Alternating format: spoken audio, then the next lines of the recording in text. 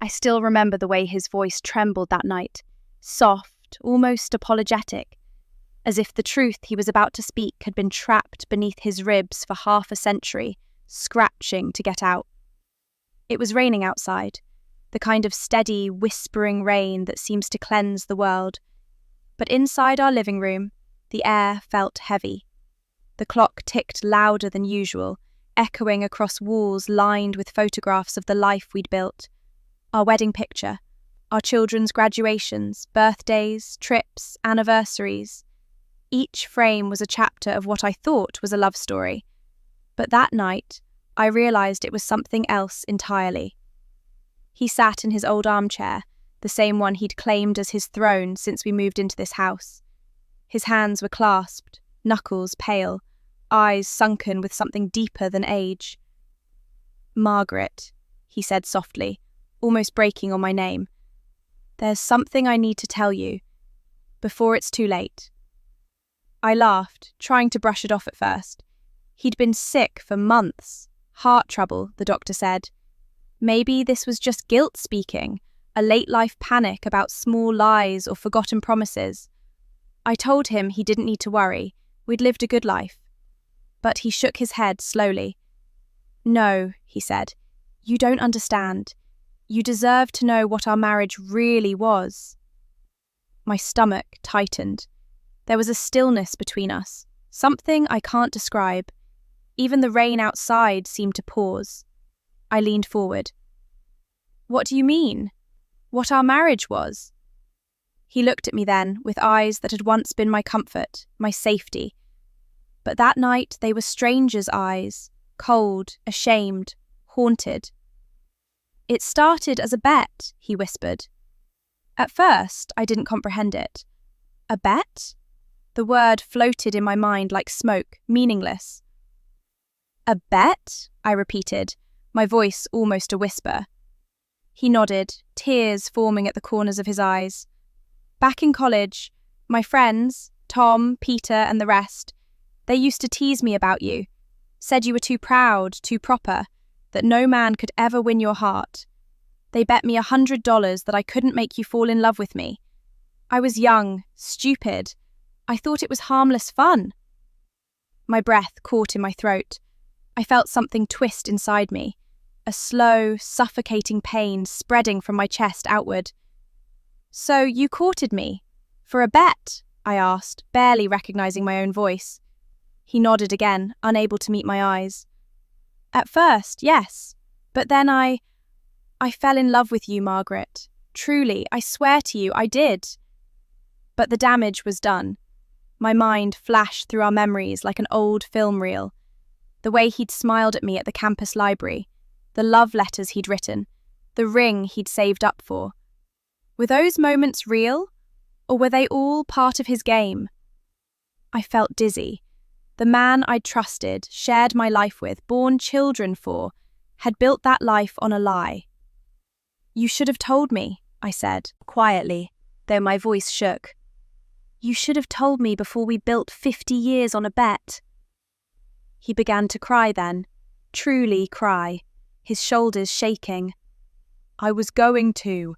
I tried, Margaret, so many times.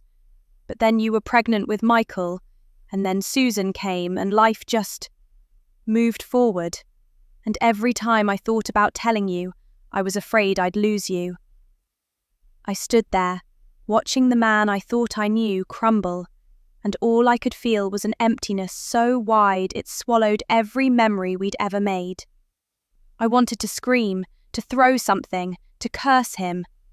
But all I could do was sit in silence, gripping the armrest of my chair so tightly that my fingers went numb. The rain outside grew heavier, like the sky was mourning with me. That night, I slept in the guest room for the first time in 50 years. I lay awake, staring at the ceiling, replaying every word, every gesture, every kiss we'd shared. Was I the fool in someone else's joke? The thought made me sick. I thought about the boys who'd made that bet with him. Where were they now? Did they know he'd married me? Did they laugh about it later? The next morning, he tried to speak again over breakfast, but I couldn't look at him. The coffee tasted bitter, the sunlight felt cruel. He said he was sorry, again and again, but apologies felt meaningless when they came half a century too late. For days I didn't speak. Our children called to check in, and I pretended everything was fine. How could I tell them their father, the man who'd raised them with such tenderness, had built our family on deceit? I couldn't destroy their image of him, not yet. But something inside me shifted. I started noticing things I'd ignored before. The long trips he'd taken for business, the letters he never let me read, the nights he'd sat alone on the porch staring at the stars. Was there more he hadn't told me? On the 5th night, I went into his study, a place I rarely entered. The smell of old books and tobacco hung thick in the air. His desk drawers were neatly arranged except for one, locked. I found the key taped under the table, almost as if he'd wanted it to be found. My hands trembled as I opened it. Inside was a small wooden box, yellowed with age. I lifted the lid and found a stack of letters bound by a red ribbon. My name was on the first one. I unfolded it carefully, my heart pounding. "Dear Margaret," it began, dated July 12, 1974, the summer before our wedding. "I've won the bet." My knees gave out. The words blurred as tears filled my eyes. "I've won the bet." That one line undid everything, every kiss, every vow, every shared laugh. The rest of the letter was worse, filled with arrogance, youthful vanity, words that made me sick. He wrote about how impossible I'd seemed, how he'd charmed me, how his friends owed him drinks for life. And then, at the bottom, almost as an afterthought, maybe she's not so bad, after all. I tore through the rest of the letters. Some were from his friends congratulating him, others from him to them, boasting about his victory. But as the years passed, his tone changed. Regret crept in, apology, sorrow. The last letter was from 10 years ago. "I'll tell her soon," he'd written, "before my time runs out." But he hadn't told me soon enough. When I confronted him again, he was sitting by the window watching the rain. I placed the letters on the table between us. "You lied to me for 50 years, I said. He looked at them, then at me, and whispered, "I loved you for 49. The house fell into a silence I had never known before. It wasn't the peaceful kind, the one you feel when children leave for college, or when night settles softly over an old home. No, this was the kind that screamed. The walls seemed to echo the words I couldn't say, and every sound, the creak of the floorboards, the ticking of the clock, felt like an accusation. For the first time in half a century, I didn't make him tea in the morning. I didn't fold his shirts or warm his slippers by the heater. I couldn't bring myself to look at him.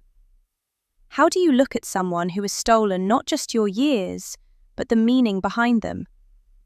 He sat mostly in silence too, moving through the house like a ghost. Sometimes I'd catch him staring at me, his eyes full of guilt and longing, as if begging for a forgiveness he knew he didn't deserve.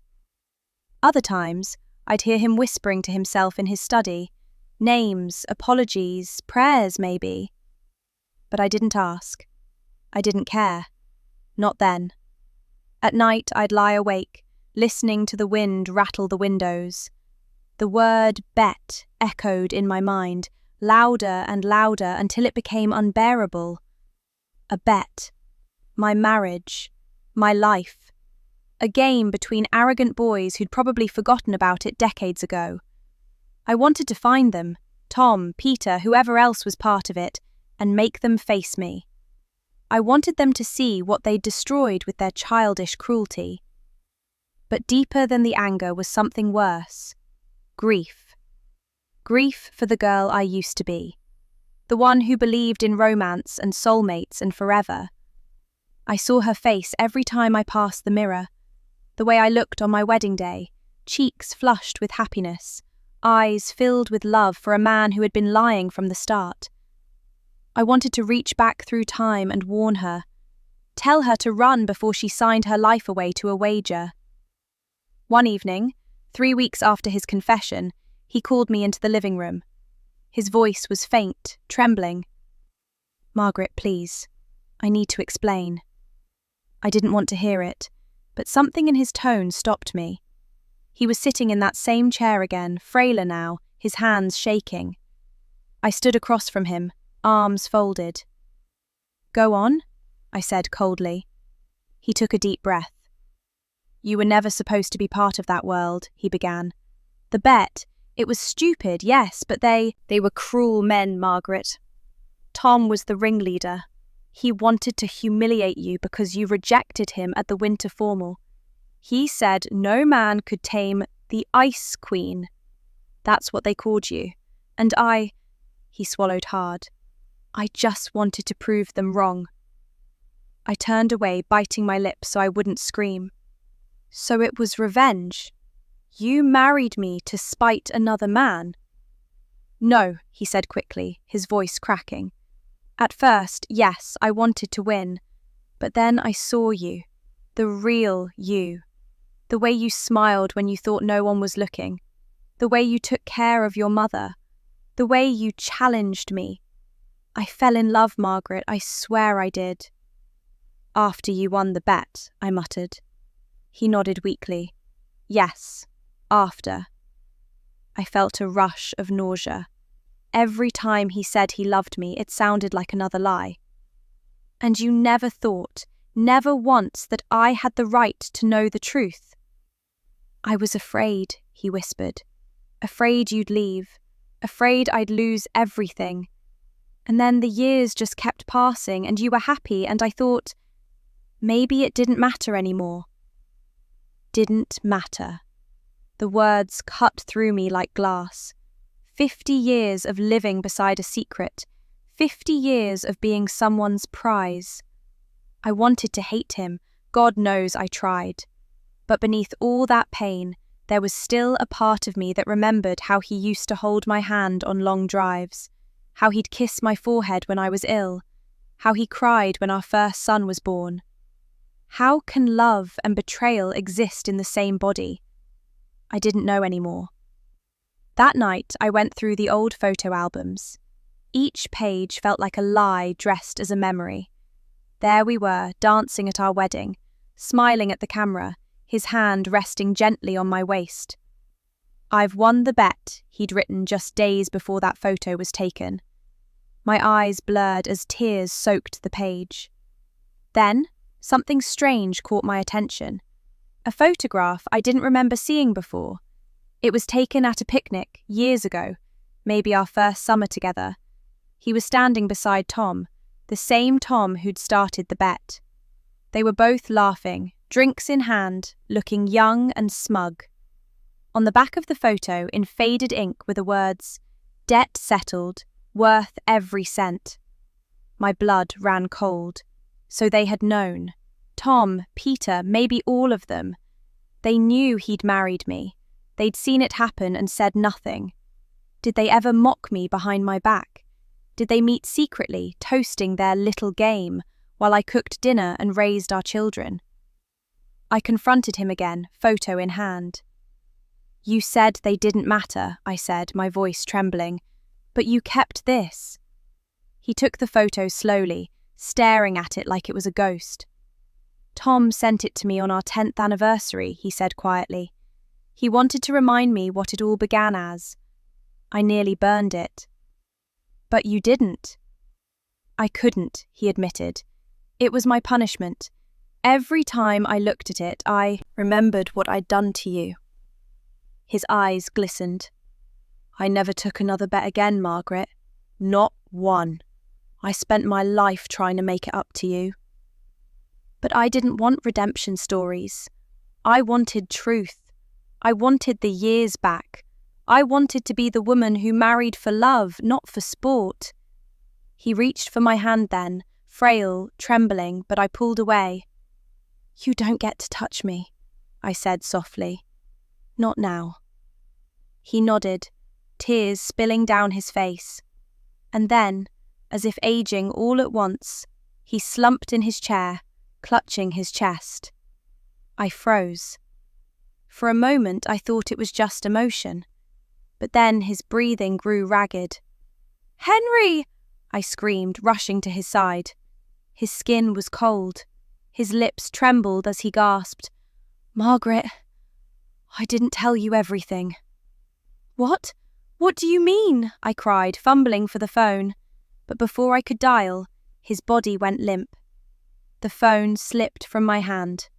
And just like that, after 50 years, the man who had been my husband, my liar, my lover, my betrayer, was gone. The rain began again that night. I sat beside his body for hours, not knowing whether to mourn or rage. I thought I'd cry, but the tears wouldn't come. I just felt hollow, as if he had taken something with him, something I'd never get back. But when the police came to take the body away, I found a sealed envelope in his pocket. My name was written on it in shaking handwriting. It said, simply, "The truth is still in the box." The envelope trembled in my hands as I held it under the yellow lamp. The handwriting was unmistakably his, neat but shaky, each letter pressed with the weight of something unsaid. I stared at those words again. The truth is still in the box. What box?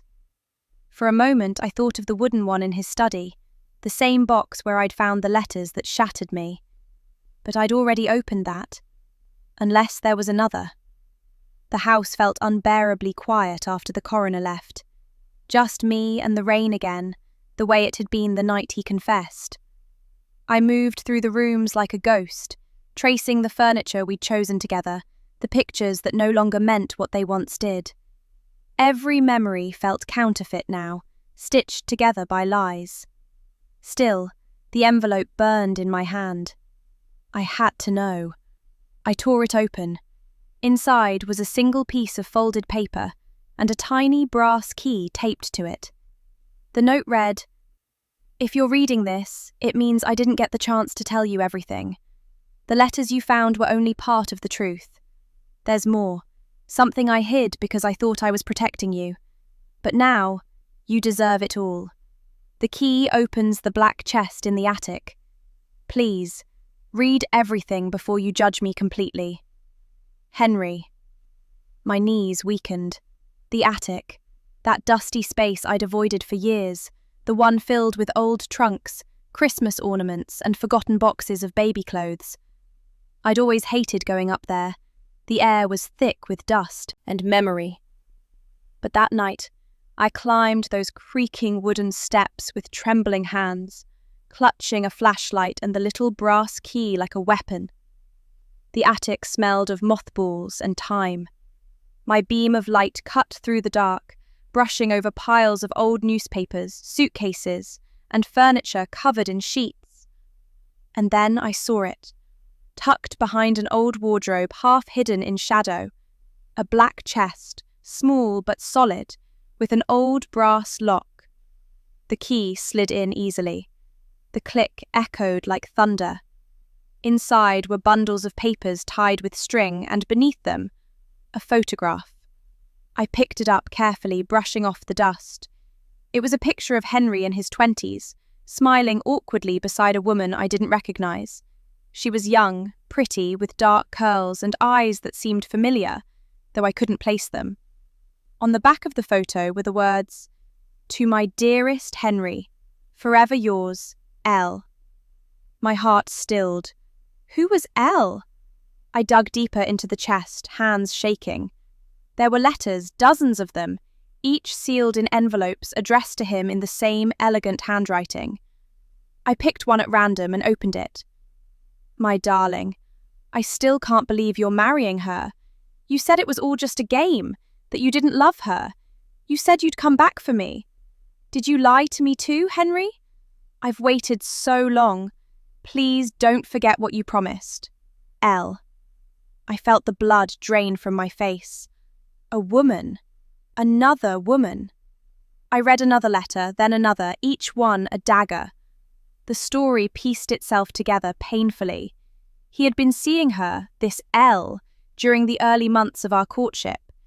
She was part of the same circle of friends who'd made that cruel bet. He'd promised her he'd return after he'd won. She was part of the game too. The man I had loved had not only tricked me, he'd betrayed someone else as well. I sat on the dusty floor, surrounded by their words, the ghost of their youth pressing down on me. My breath came in short, uneven bursts. 50 years of marriage, and I had never known I'd been sharing his heart with a ghost from before me. Then I found a final envelope, smaller than the rest, with my name written on it. It was dated 3 months before his death. My Margaret, if you found this, I'm already gone. I know you found the old letters, the bet, the lies, the pain. I never wanted you to see those. I burned so many, but I couldn't bring myself to destroy them all. Maybe some part of me knew you'd need to understand. Elle was part of that ugly chapter. I was foolish, arrogant, and weak. She loved me, or thought she did, and I let her believe it because I wanted to be the man everyone admired. I told her I'd marry her someday, but I didn't mean it. When I met you, everything changed. You have to believe that. I broke things off with her, but she didn't take it well. She wrote me letters for years, some angry, some pleading. There's something else you must know. She came back. 20 years ago. She found me at my office. I thought I could handle it quietly, but she threatened to tell you everything, said she'd ruin us. I begged her not to. I gave her money to leave me alone, but she didn't stop. She sent a final letter, one I never answered. You'll find it here. Maybe it'll explain what I couldn't. H. My pulse quickened. I searched the chest until I found a single unopened letter at the very bottom, the paper yellowed with age. The handwriting was wild, almost angry. You think you can bury me, Henry? You think you can buy my silence? You married her for a bet, and you'll die with that stain on your soul. I'll tell her everything if you don't tell her first. Maybe she deserves to know what kind of man she's loved for 50 years. You said you won the bet, but I lost everything. Lydia. Lydia. The name hit me like lightning. Lydia Cooper. I remembered her now. She'd been around back in our university days, vivacious, outspoken, always the center of attention. We weren't close, but I'd seen her often with Henry's friends. I never suspected anything between them. She'd disappeared after college, moved abroad, I'd heard. And now, all these years later, I realized she had never really left. She had been a shadow on our marriage all along. I sat there until the morning light crept through the attic window, my hands numb, my heart shattered anew. I had thought I'd lost everything the night Henry confessed. But now it was worse. I wasn't just the victim of a cruel bet. I had been the second choice, the consolation prize, and the man who had sworn to protect me had hidden this truth until the day he died.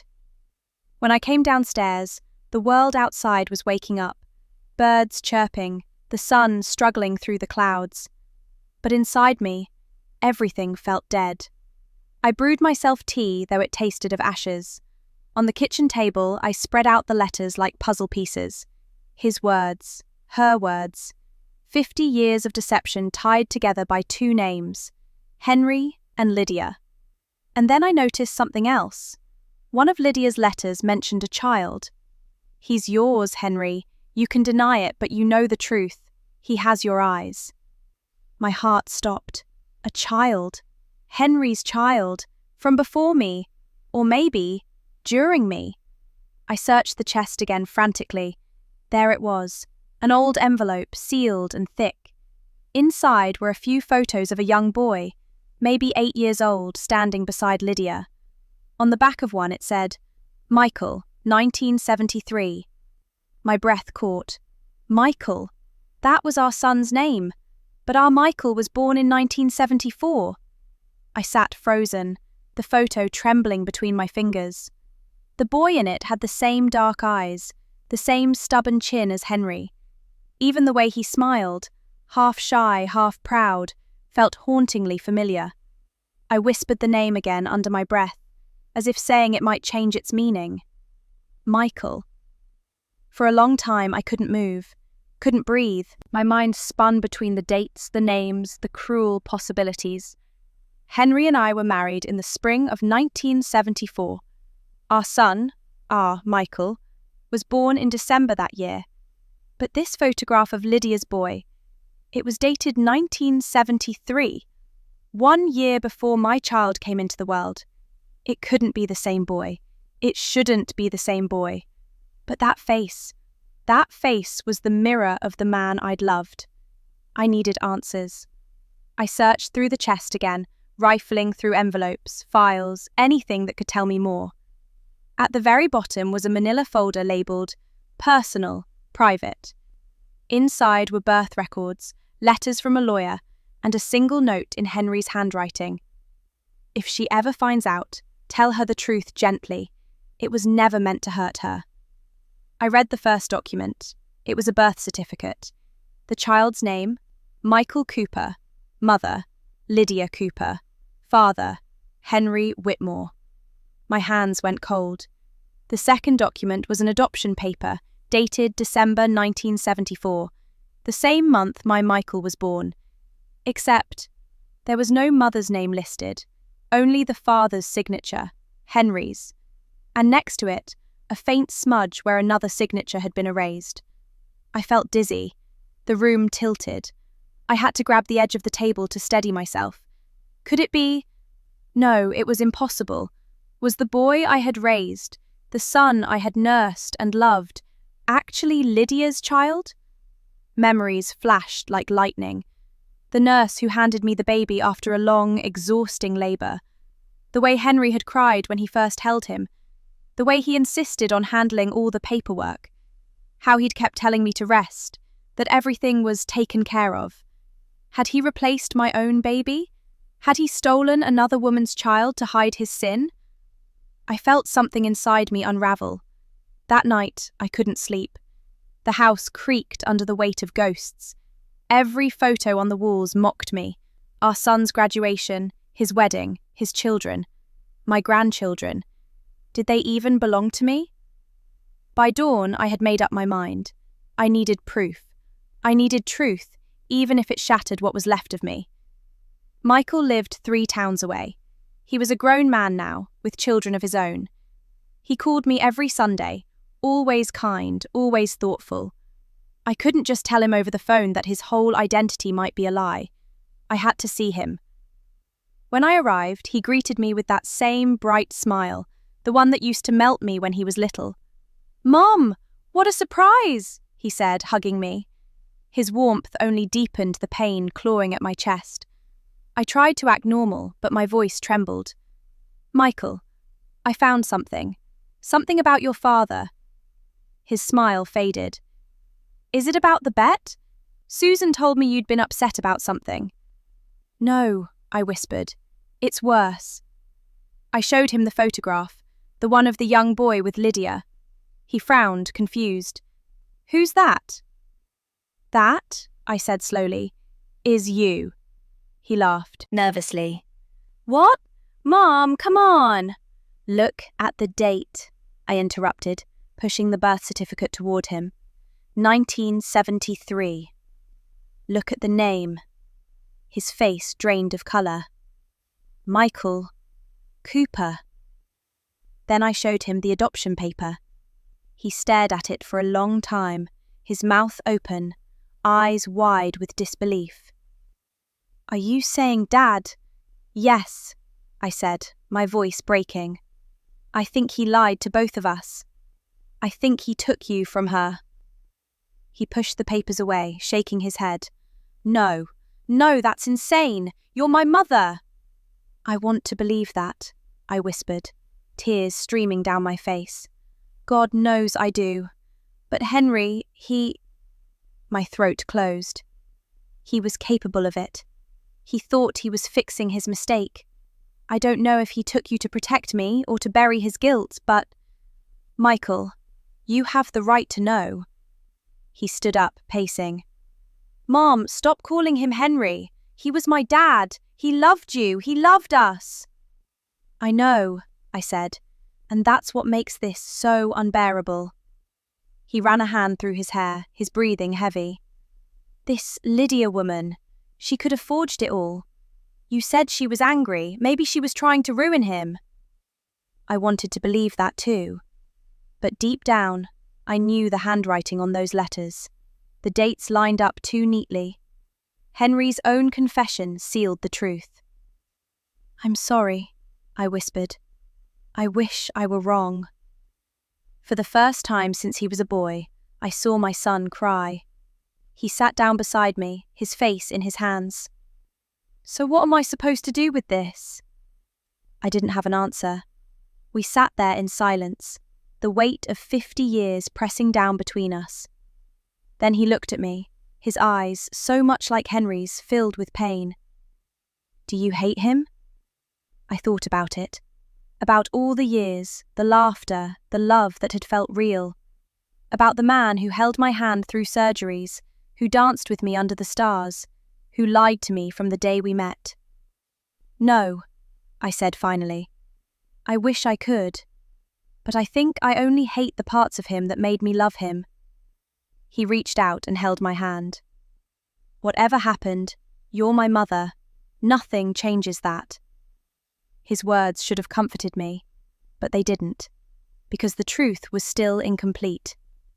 The note Henry left said, "The truth is still in the box," and I couldn't shake the feeling that I hadn't found all of it yet. When I returned home that night, the chest still sat open in the attic. The air up there felt colder now, heavier. I sifted through the remaining papers, and that's when I found it. A hidden compartment at the bottom. Inside was a small cassette tape wrapped in tissue paper. On the label, written faintly in Henry's hand, "For Margaret, play only if you're ready to forgive me." My hands shook as I held it. The old cassette player was still in the study, gathering dust. I placed the tape in and pressed play. There was a crackle, then his voice, older, frailer but undeniably his. "Margaret, if you're hearing this, I'm already gone. I know you found the letters. I know you found Michael's truth. I need you to know that I didn't steal him. Lydia, she was dying. She came to me one night, desperate. She said she couldn't raise him, that she was sick and had no one. She begged me to take him. She said she'd disappear. I couldn't tell you because you were pregnant at the time, and I didn't want you to lose faith in me. But then, you miscarried. The doctor said there'd been complications. You were devastated. I didn't know what to do, Margaret. I couldn't let you drown in that grief. So I brought the boy home. I registered him as ours. I thought I was saving you. I thought I was doing the right thing." The tape clicked. Silence. Then, one last sentence, barely audible. "I did it out of love, even if it began as a lie." I sat there, staring at nothing, as his voice echoed through the room one final time. I don't know how long I sat there after the tape ended. The world outside moved on. Cars passed. A bird sang somewhere. But inside that room, time stopped.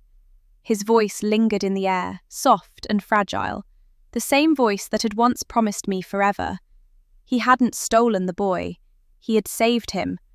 But still, he had lied to me, built my entire life on secrets wrapped in good intentions, and I didn't know which hurt more, the cruelty of the bet or the kindness of his deceit. I replayed that final line over and over. I did it out of love, even if it began as a lie. Love and lies. They'd become inseparable in our story. Maybe they always had been. The next morning, I called Michael again. My voice trembled when I spoke. "Come over, dear, there's something more you need to hear." When he arrived, I played him the tape. He sat silently, elbows on his knees, eyes fixed on the floor. When Henry's voice faded, Michael just shook his head slowly. "So, she gave me up?" I nodded. "She was sick. Your father said she didn't have long." He exhaled shakily, tears glistening in his eyes. "So he lied to protect both of us?" "Yes," my voice cracked. But he took away our right to choose the truth. He decided what pain we could handle. Michael looked up at me. He wasn't a monster, Mum. He was just human. That word, human, hit me harder than any insult. Because it was true. Henry wasn't evil. He was a man who made terrible choices out of fear, pride, and love tangled in equal measure. He was everything at once, my betrayer, my protector, my curse, and my comfort. For days, I walked through our home like someone moving through a museum of ghosts. His smell still clung to the chair by the window. His favourite books still lined the shelf, spines worn from years of reading. I couldn't bring myself to throw anything away. One afternoon, I went into the garden. The roses had started to bloom again, the same ones he'd planted for our 25th anniversary. He'd always said the garden was his apology for being gone so often. Now I wondered if every bloom had been grown from guilt. As I trimmed the bushes, I heard the gate creak. I turned and froze. A woman stood there, frail, grey-haired, leaning on a cane. Her face was aged, but her eyes were unmistakable. Lydia. "Mrs. Whitmore," she said softly, her voice thin but steady. "I know I shouldn't be here." I didn't answer. My pulse thundered in my ears. She stepped closer. "I came to say I'm sorry. For everything." I stared at her, trying to decide whether to scream or weep. "You're alive!" She nodded. "Barely. Cancer, years ago. But I survived longer than they thought." She smiled sadly. "Long enough to see my mistake." "Your mistake?" I hissed. "You mean sleeping with my husband? Or keeping his secret for 50 years?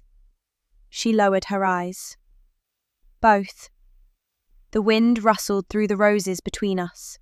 For a long moment, neither of us spoke. "I didn't know he'd tell you," she finally said. "I thought he'd take it to his grave." "He almost did." Her eyes shimmered. "He loved you, you know. More than he ever loved me. I hated you for years because of it. That's why I threatened him. But I never wanted to ruin you.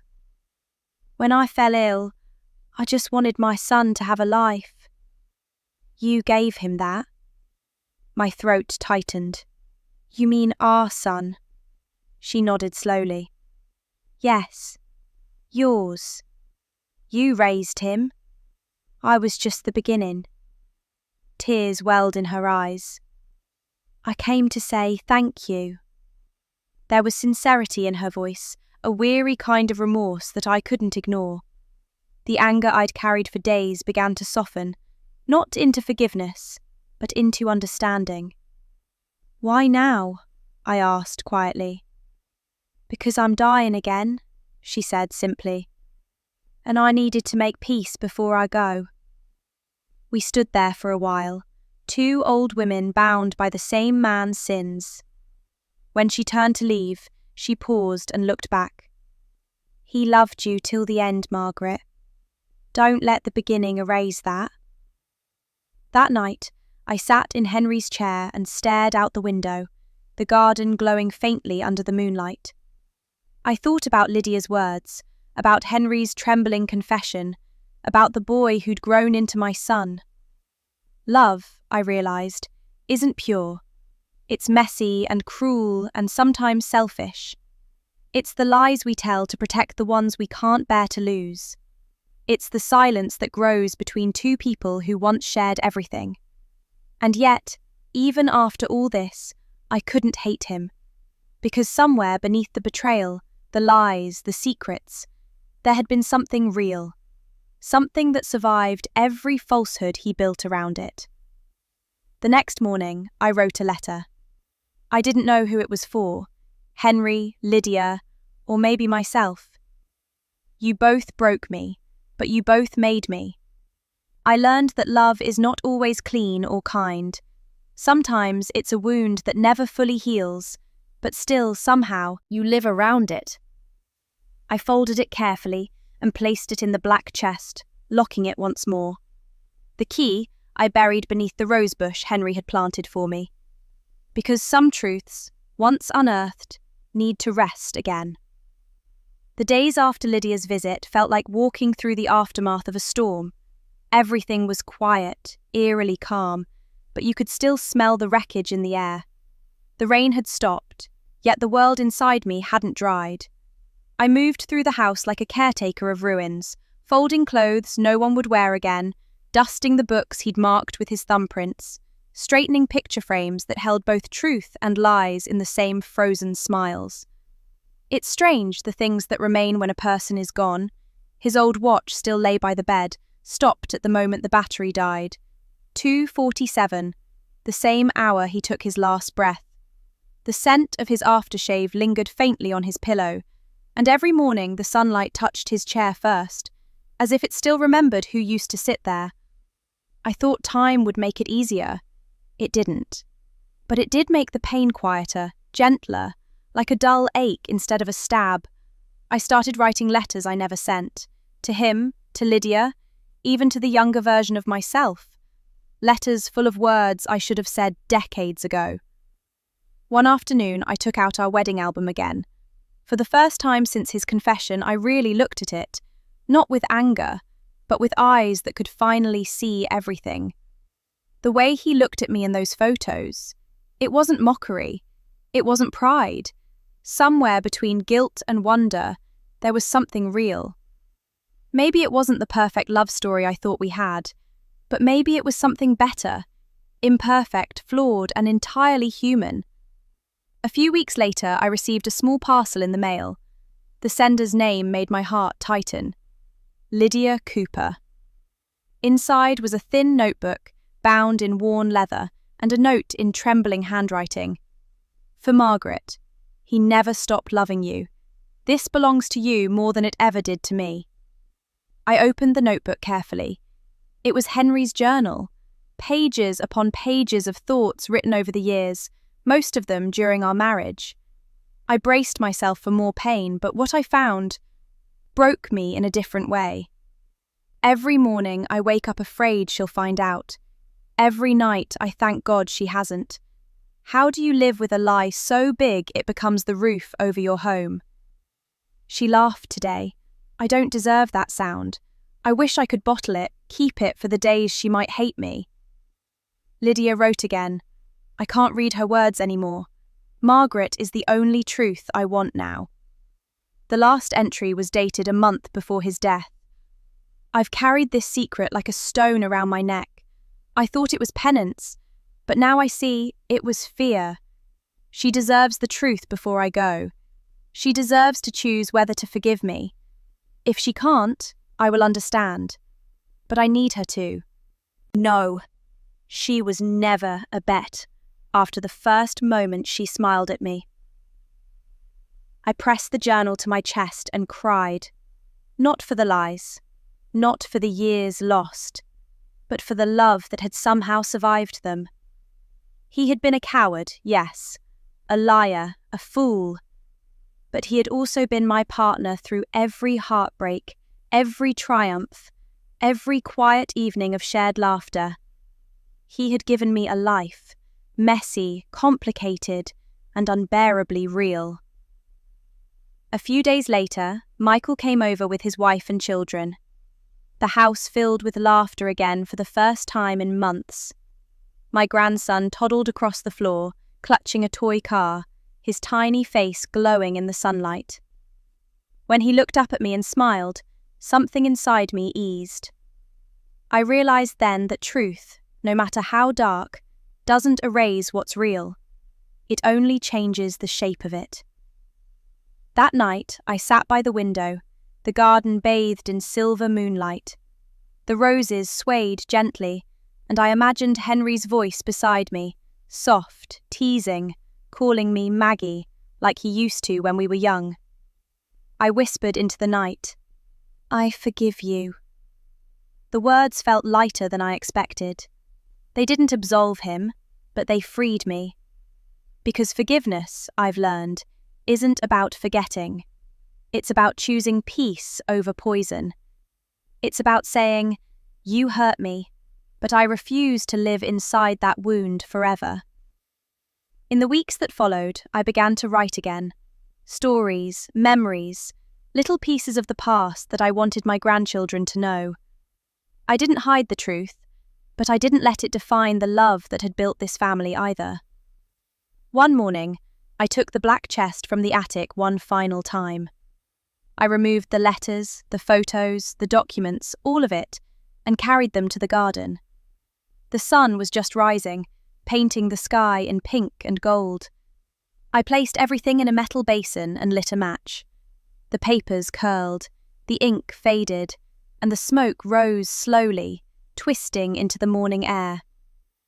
"Goodbye, Henry," I whispered, "and thank you for the lies that broke me and the love that healed me." When the fire burned out, I buried the ashes beneath the rosebush, the same spot where I'd hidden the key. It felt right. The truth was finally part of the earth now, feeding the flowers that had outlived both of us.